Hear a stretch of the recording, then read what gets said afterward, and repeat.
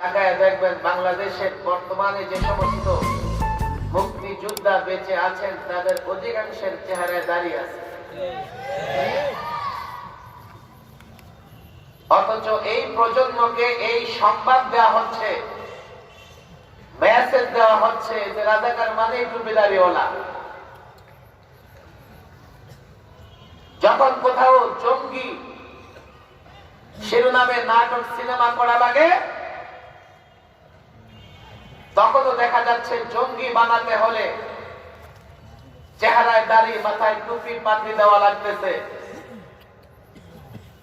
কদিন আগে এক সিনেমা নিয়ে অনেক সমালোচনা হয়েছে, যে সিনেমাতে জঙ্গি প্রমাণ করবার জন্য কালিমা খচিত পতাকা প্রদর্শন করা হয়েছে। এই প্রজন্মের যুবকদেরকেও বলি, শোনো, ভালো করে শোনো, টুপি দাড়িকে রাজাকার বনে, জঙ্গি বনে যে ঘৃণার জায়গা তৈরি করা হচ্ছে, কাল যদি এই প্রজন্ম আলেম ওলামার ছাত্রদেরকে টুপি দাড়িকে ঘৃণা করতে থাকে, তাহলে ইসলাম টিকবে না। কাল যদি এইভাবে আলেম ওলামা মাদ্রাসার ছাত্ররা যেখানে পড়াশোনা করে এই মাদ্রাসাগুলোর প্রতি ঘৃণা ছড়াতে থাকে, ইসলাম থাকবে না। আর ইসলাম না থাকলে তোমার ঈমান, তোমার ইসলাম যাওয়ার সঙ্গে সঙ্গে তুমি দেশটাও রাখতে পারবে না, কাল আবার গোলামের জিন্দিরে আবদ্ধ হবে। হাতে ধরি পায়ে ধরি বুঝার চেষ্টা করে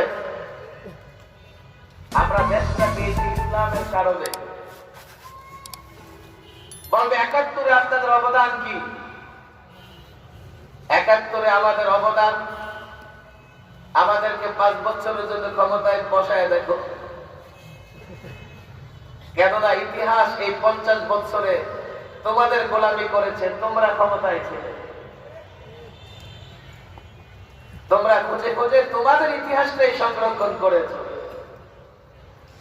যেমন আজকে ভারতে মুসলমানদেরকে প্রবাসী মনে করা হয়, অথচ ভারত স্বাধীনতার পিছনে যে আন্দোলন সংগ্রাম হয়েছে, সেই আন্দোলন এবং সংগ্রামে যারা রক্ত দিয়েছে ভারতের জন্য, এর ৮০% ছিল মুসলমান। ইতিহাস সবসময় ক্ষমতাসীনদের গোলামি করে।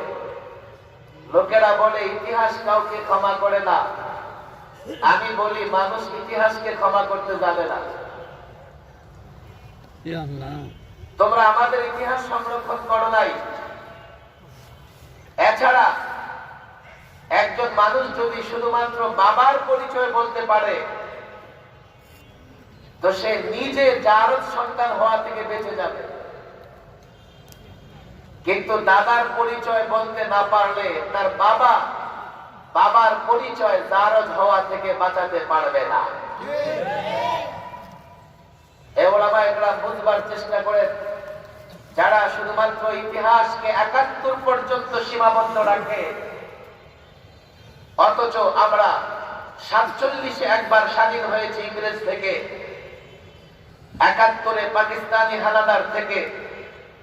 ৭১ বাবার মর্যাদা রাখলে ৪৭ দাদার মর্যাদা রাখে।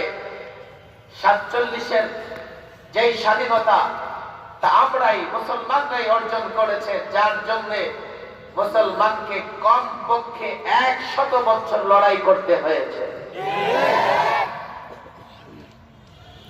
আমাদের সামনে ইতিহাস পুরাটা নাই। আমাদের ছাত্রদেরকে বলবো, ৭১-এর যুদ্ধ, ৪৭ দুটাই তোমাদের জানতে হবে। এই দেশ এবং মাটির জন্য ওলামা ইকরামের যে অবদান, এটা নিজেরা জানতে হবে এবং এই অবদানের ইতিহাস এই সমাজের যুবক মুসলমানদের কাছেও তুলে ধরতে হবে। যদি না ধরো, কালকে তোমার দেশে তোমাকে রাষ্ট্রদ্রোহী বলা হবে। আরে ভাই, আমি আমার দেশে আমি কেন রাষ্ট্রদ্রোহী হব? আমি কেন রাষ্ট্রের বিরুদ্ধে বক্তৃতা করব? রাষ্ট্র তো আমার, এই রাষ্ট্র তোমার একার নয়, এই রাষ্ট্র তোমার বাবার একার নয়। আমিও রাষ্ট্রের সন্তান, আমার পূর্বপুরুষরাও রাষ্ট্রের জন্য জীবন দিয়েছে। আমি কেন রাষ্ট্রদ্রোহী হব? আমি কেন রাষ্ট্র বিরোধী বক্তৃতা করব? বরং আমি বলি, তুমি আমাকে রাষ্ট্রদ্রোহী আর রাষ্ট্র বিরোধী বলে এই চুরি লুটতরাজ করে দেশটাকে আবার পরাধীন করতে চাও। এই রাষ্ট্রের জন্য আমরাও শ্রম দিচ্ছি, আমাদের পূর্বপুরুষরাও এই রাষ্ট্রের জন্য শ্রম দিয়েছে। বলে 200 বছর ইংরেজ ভারত উপমহাদেশকে গোলামীর জিঞ্জিরে আবদ্ধ করে রেখেছিল। ইতিহাস জানতে হবে, 1857 পরে মাত্র কয়েক বছরের ব্যবধানে প্রায় 20,000 আলেমকে রক্ত দিতে হয়েছে। এই ইতিহাস আমার আপনার লেখা ইতিহাস নয়, এক ইংরেজ ঐতিহাসিকের লেখা ইতিহাস। ঐতিহাসিক টমসন লিখেছেন, আমি তাঁবুতে ফিরে গেলাম, ফিরে গিয়ে দেখি মানুষ পোড়ার গন্ধ আসতেছে। তাঁবুর পিছনে গিয়ে দেখি 20 জন আলেমকে ইংরেজ বাহিনী উলঙ্গ করে আগুনে পোড়াইতেছে। আর 20 জন আলেমকে উলঙ্গ করে দাঁড় করিয়ে রাখা হয়েছে। ইংরেজ তাদেরকে বলছে, বলো তোমরা দেশের পক্ষে লড়াই করবে না, বলো ইংরেজদের বিরুদ্ধে ফতোয়া দেবে না, বলো দেশের স্বাধীনতা চাও না, তাহলে তোমাদেরকে ছেড়ে দেওয়া হবে। ইংরেজ ঐতিহাসিক বলেন, সে তার রবের কসম খেয়ে বলে, আমি দেখলাম সামনে মৃত্যু দেখেও একজন আলেম ইংরেজদের কথায় রাজি হয় নাই।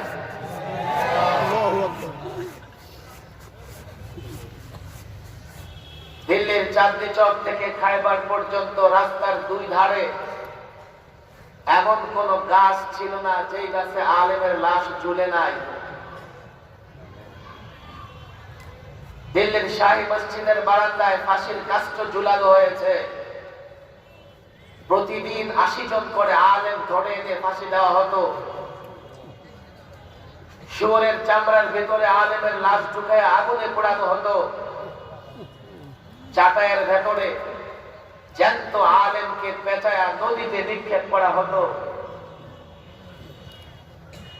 আলেমদের রক্তের বিনিময়ে আমরা ইংরেজ দাঁড়িয়ে ভারতকে স্বাধীন করেছি। পাকিস্তানি শাসকরা যখন এই পূর্ব পাকিস্তানের জনগণের উপর জুলুম করে ইসলামের নামে পাকিস্তান হয়েছে, এই ভূখণ্ডটা ইসলামের। এই যুবক, সাধারণ জেল শিক্ষিত যুবক, কলেজ ইউনিভার্সিটির যুবকরা, আমি অন দ্য রেকর্ড বলে যাচ্ছি, ইতিহাস না জানা থাকলে দেখো, তালাশ করে দেখো। বলে তাহলে হুজুর এখানে কি অমুসলিমরা থাকবে না? আমি বলি থাকবে না কেন? থাকবে, পৃথিবীর যে কোনো রাষ্ট্রের চেয়ে শান্তি এবং নিরাপদে থাকবে, এবং আছেও। বাংলাদেশের সংখ্যালঘুরা যতটা নিরাপদ আছে, পৃথিবীর কোন দেশে এতটা নিরাপদ নাই। কেউ বলবে হুজুর এটা তো এই জন্যই যে সরকার খুব অ্যালার্ট। আমি বলি মিথ্যে কথা। এটা এই জন্যই যে এদেশের 90% মুসলমান, আর মুসলমান বিশ্বাস করে যে সংখ্যালঘু হোক আর যেই হোক, ধর্মের কারণে বা কোনো কারণে অন্য কোন ধর্মের লোকের উপর আক্রমণ করা ইসলাম সমর্থন করে না। ব্রিটেনের আইন শৃঙ্খলা পরিস্থিতি বাংলাদেশের চেয়ে ভালো, কিন্তু ব্রিটেনে বাংলাদেশের এক খেলোয়াড় তার স্ত্রী নিয়ে বেড়াতে গিয়েছিল। হোটেল ঢুকেছে তাকে পর্যন্ত সন্ত্রাসীরা হত্যা করার চেষ্টা করেছে। ইউরোপ আমেরিকায় আইন শৃঙ্খলা পরিস্থিতি খারাপ নয়, জার্মানি দেখো, নারী, মুসলিম নারী হিজাব পরে বের হবার কারণে তার উপর নির্যাতন করা হয়েছে। আমাকে বলো, বাংলাদেশে আজ পর্যন্ত এমন কোন ঘটনা ঘটে নাই যে ধর্মের কারণে মুসলমানরা অন্য ধর্মের কারোর উপর জুলুম নির্যাতন করেছে? আমি বলবো না কোথাও সংখ্যালঘু ভাইদের উপর জুলুম হয় নাই। সেটা কেন হয়েছে? বাংলাদেশে দুজন মুসলমানের মধ্যেও ঝগড়া হয়। যদি দুজন মুসলমানের মধ্যে ঝগড়া হয় তো এই দুই ব্যক্তির একজন অন্য ধর্মের হতে পারে, সেটা ধর্মের কারণে নয়। ধর্মের কারণে কখনোই এদেশের মুসলমান, যেহেতু আমার ধর্ম এটা সাপোর্ট করে না, সমর্থন করে না, সেজন্য বাংলাদেশে সংখ্যালঘুরা পৃথিবীর সবচাইতে বেশি নিরাপদ। কিন্তু এটা ভুলে গেলে চলবে না, এই দেশটা আমরা পেয়েছি ইসলামের কারণে। পাকিস্তানি শাসকরা যখন এদেশে ইসলামী হুকুমত প্রতিষ্ঠা করেনি, ইসলামী সংবিধান প্রতিষ্ঠা করে নাই, ৭১ তো আর একদিনে হয় নাই। এই পাকিস্তানি জালেম শাসকদের বিরুদ্ধে সর্বপ্রথম যারা কথা বলেছে তারা ছিলেন ওলামায়ে কেরাম। এখানে আলেমরা আছে, ইতিহাস ছাত্র তোমরা পড়ো। বাংলাদেশে তৎকালীন সময়ে পাকিস্তানি শাসকদের বিরুদ্ধে সর্বপ্রথম যিনি আওয়াজ তুলেছেন তার নাম শামসুল হক ফরিদপুরি। যখন এদেশের কেউ পাকিস্তানি সামরিক শাসকের বিরুদ্ধে কথা বলতে পারে না, যখন ফিল্ড মার্শাল প্রভাবশালী সামরিক শাসক আইয়ুব খানের বিরুদ্ধে কথা বলার সাহস কারো নাই, তখন শামসুল হক ফরিদপুরি রাহিমাহুল্লাহ একজন আলেমী বীর আইয়ুব খানের চোখে চোখ রেখে কথা বলেছেন। বলবে হুজুর তাতে কি, সে তো আমাদের দলের না।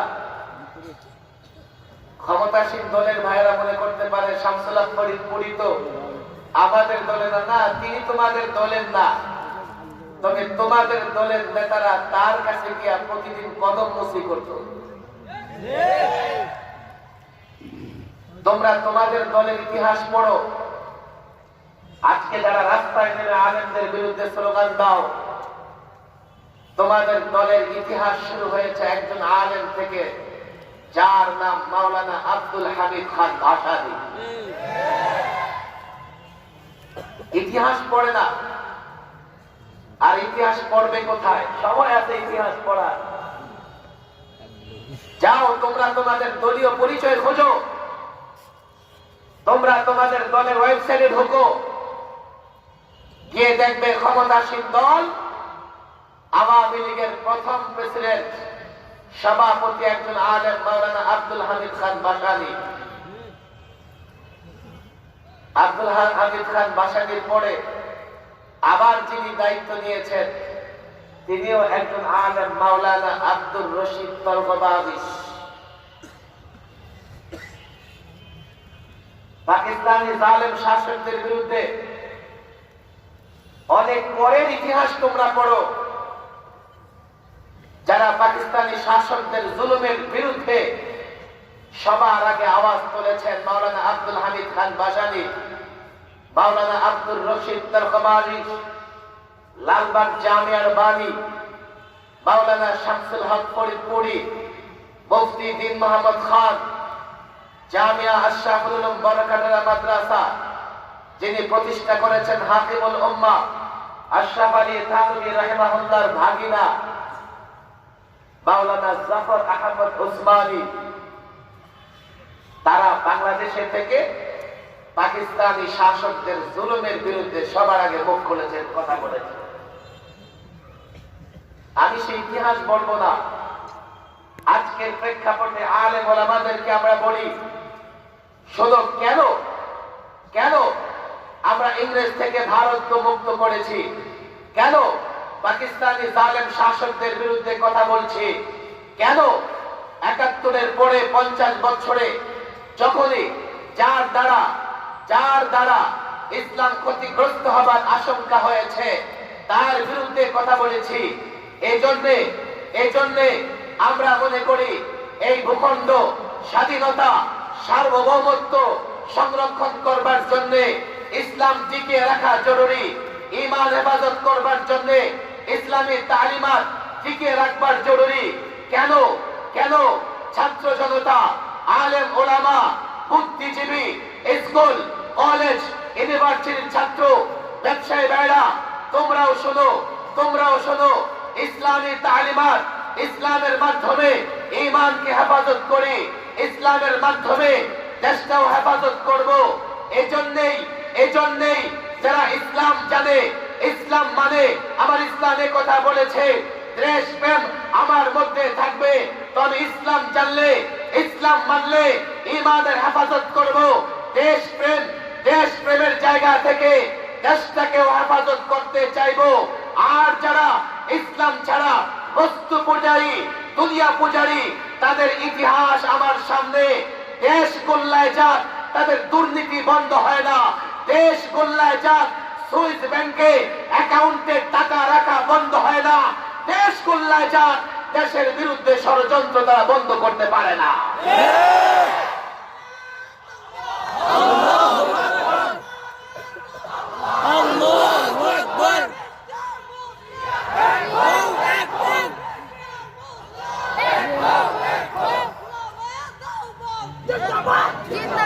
লম্বা ইতিহাস আমি বলবো না, আমার আজকে ইতিহাস বলার সময় হাতে নাই। মাত্র মাহফিলে লোকজন আসতেছে, মাশাআল্লাহ আরো অনেক আসবে, ভরপুর হয়ে যাবে মাহফিল। আমি এই প্রজন্মের আলেম, পিছনের দিকে দেখতেছে কত মানুষ, একবার সবাই দেখো, আরো একসঙ্গে দেখো,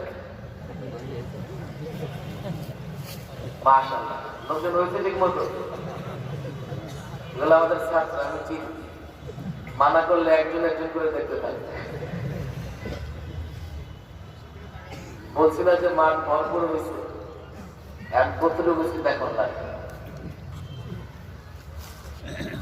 আল্লাহ আকবার। অনেক ব্যথা, অনেক কথা, কিন্তু ক্লান্ত, সময় কম। যত ব্যথা অত কথা, কিন্তু সময় তত নয়। হাজারো আলেম, ভবিষ্যৎ প্রজন্ম এখানে আমার সামনে বসা।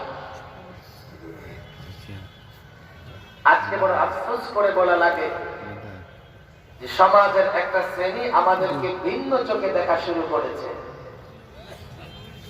তারা মনে করে দেশের জন্য আমাদের কোনো অবদান নাই, আমরা শুধুমাত্র ঈমান এবং ইসলামের কথা বলি। আমরা ইসলামের কথা বলে দেশটাকে হেফাজতের কথা বলি, এটা তারা বুঝে না। যদি এই ভূখণ্ডে ইসলাম না থাকে, প্রথম কথা হচ্ছে তিন দিকে না, চতুর্দিকে শত্রু। বলে হুজুর একদিকে তো বঙ্গোপসাগর, শত্রু কোথায়?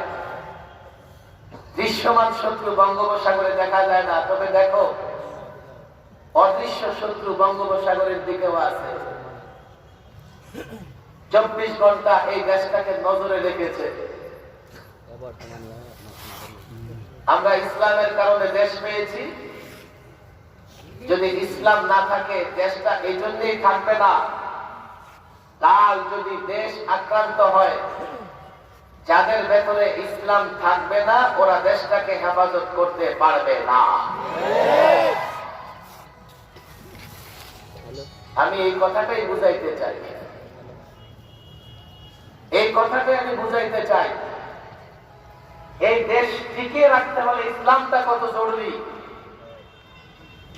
এবং ইংরেজ বিরোধী আন্দোলন, পাকিস্তানের জালেম শাসকদের বিরুদ্ধে আন্দোলন যারা করেছে, এর সূতিকাগার তারাই ছিলেন যাদের ভেতরে ইসলাম ছিল। সরকারি দল যদি বলে হুজুর কোথায়, আমি তাদেরকে ইতিহাস বললাম, দেখো তোমরাও ইতিহাস পড়ো, ইতিহাসকে কাটা ছেঁড়া নয়, প্রকৃত ইতিহাস পড়ো এবং প্রকৃত ইতিহাসকে হেফাজত করো, তাহলেই তোমরা দেশ প্রেমিক হবা প্রকৃত পক্ষে। আজকে এই কথা আমি দ্ব্যর্থহীন ভাষায় বলি। আমি যখন দেখি আজকে বাংলাদেশের স্বাধীনতার সার্বভৌমত্ব হুমকির সম্মুখীন, চতুর্দিক থেকে দুশ্মনেরা শকুনের নজর দিয়ে আছে কখন বাংলাদেশ থেকে অস্থির করে গ্রাস করা যায়, তখন আমার মনে হয় এই যুবকের ভেতরে দেশের প্রত্যেকটা রাজনৈতিক দল, ব্যবসায়ী, স্কুল কলেজ ইউনিভার্সিটির ছাত্রদের ভেতরে যদি আমি ইসলাম না দিতে পারি, ওরা তো জানে না, বুঝে না, জানেও না, বুঝেও না, তাদের ভেতরে যদি আমি ইসলাম না দিতে পারি, কালকে দেশ এবং ঈমান রক্ষার লড়াইয়ে তারা আমাদের সঙ্গ দিতে পারবে না। আমি একথা বলি না যারা আমাদেরকে দেশদ্রোহী মনে করে, যারা রাষ্ট্রবিরোধী মনে করে, তারা দেশের জন্য লড়াই করবে, আমরা তাদের সঙ্গ দেব। আমি একথা মনে করি না দুনিয়া পূজারী, বস্তু পূজারী, স্বার্থের নশী মহল কখনো দেশের জন্য লড়াই করতে পারবে না, দেশের জন্য সংগ্রাম করতে পারবে না। আজকের এই লাখো আলেম হাফেজ কোরআনের কাছে আমি দ্ব্যর্থহীন ভাষায় বলি, আমি দীর্ঘ নসিহত করি না, ফজাইল তত একটা বলি না। আজকের এই প্রজন্মকে জাগ্রত করতে চাই। আজকে কলেজ, স্কুল, ইউনিভার্সিটির সন্তানদেরকেও জাগ্রত করতে চাই। শোনো শোনো, আমি কেন ইসলামের কথা বলি? আমি মনে করি বাংলাদেশ ইসলামের নিরাপদ ঘাঁটি। এই দেশটার স্বাধীনতা, সার্বভৌমত্ব ইসলামের জন্য দরকার। আমি মনে করি দেশটা টিকিয়ে রাখতে হলেও ইসলাম দরকার। আর ইসলামের কথা বলে তোমাদেরকে আমাদের সঙ্গে চাই। আমরা মনে করি না তোমরা লড়াই করবে, আমরা সঙ্গে থাকবো। লড়াই তোমরা করতে পারবে না। ইতিহাস দেখো, ইতিহাস পড়ো। যাদের ইসলাম ছিল, মুসলমানদের যতদিন ইসলাম ছিল, এই মুসলমানরা বিজয়ী হয়েছে। রব্বে কাবার কসম করে বলি, আজও ওয়াদা করি, ওয়াদাবদ্ধ হই, ইসলাম আমরা হেফাজত করব। ইসলাম হেফাজতের মাধ্যমে দেশটাকে আমরাই হেফাজত করব। আল্লাহু আকবার।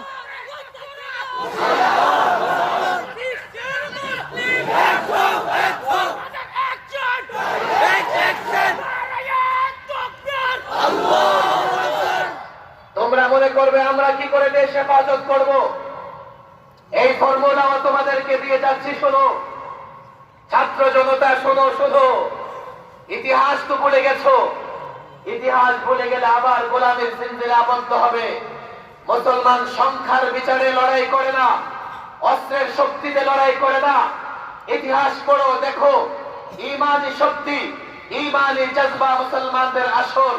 বদর থেকে নিয়ে খায়বার পর্যন্ত, মক্কা বিজয় থেকে শুরু করে ইউরোপ বিজয় পর্যন্ত, তারেক বিন জিয়াদের ইতিহাস থেকে সালাউদ্দিন আইয়ুবের ইতিহাস পর্যন্ত, সালাউদ্দিন আইয়ুবী থেকে মোহাম্মদ বিন কাসিমের দিল্লিতে ইসলামের পতাকা উড্ডীন করবার ইতিহাস পর্যন্ত, প্রত্যেকটা ইতিহাস পর্যালোচনা করো। দেখো মুসলমান বিজয় হয়েছে ইমানি শক্তিতে।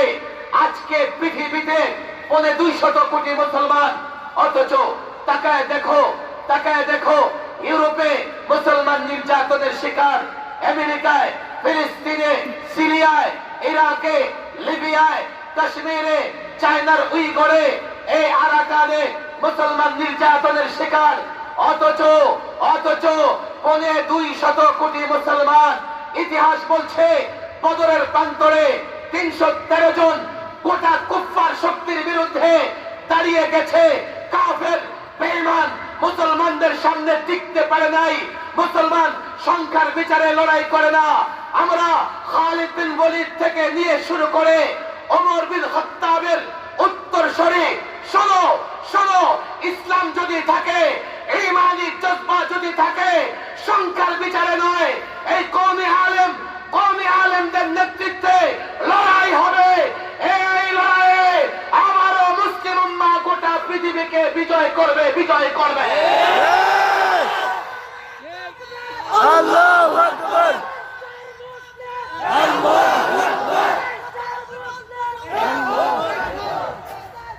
আমি শুধুমাত্র আহ্বান করে যাই, আমি শুধুমাত্র এই প্রজন্মের প্রত্যেকটা যুবককে বলে যাই, এই দেশের জন্য আমরাই সবার আগে রক্ত দেব। এই আলেম ওলামারা রক্ত দেবে। আমরা এই ভূখণ্ডটাকে ইসলামের জন্য পেয়েছি, আর আমরা মনে করি এই ভূখণ্ড স্বাধীন থাকলে আমরা স্বাধীনভাবে ইসলাম পালন করতে পারবো। এই জন্য এটা আমার মাতৃভূমি, আমি কেন রাষ্ট্রদ্রোহী রাষ্ট্রবিরোধী বক্তৃতা করবে? দেশটা আমার, এই দেশ আমার বাসভূমি। এই জন্য আজকের প্রজন্ম ওলামাদেরকে বলবো, আমরা দ্বীনি দায়িত্বের পাশাপাশি দেশের ইতিহাস এবং দেশ রক্ষার যে মূল মন্ত্র আমাদের আকাবেররা দিয়ে গেছেন, আমরা সেগুলো চর্চা করব, প্রস্তুতি নিয়ে রাখবো। আমার বিশ্বাস স্কুল কলেজ ইউনিভার্সিটিতে যারা আছেন তারা আমাদের সহযোগী হবে।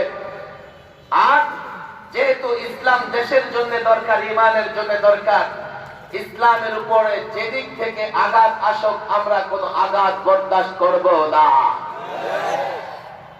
যে কোনো আঘাতের দাঁত ভাঙার জবাব আমরা দেব, যে কোনো আঘাতের প্রতিবাদ আমরা করব। আমরা ইসলাম ইমান হেফাজত করব, দেশটাকেও আমরাই হেফাজত করব। এই সংস্থার নেতৃবৃন্দ, আমার ছাত্র ভাইয়েরা, ওলামায়ে কেরাম, সকলকে মোবারকবাদ জানাই। এতক্ষণে আপনারা ধীরে ধীরে এসছেন, আমিও আমার কথা গুছিয়ে নিয়ে আসছি।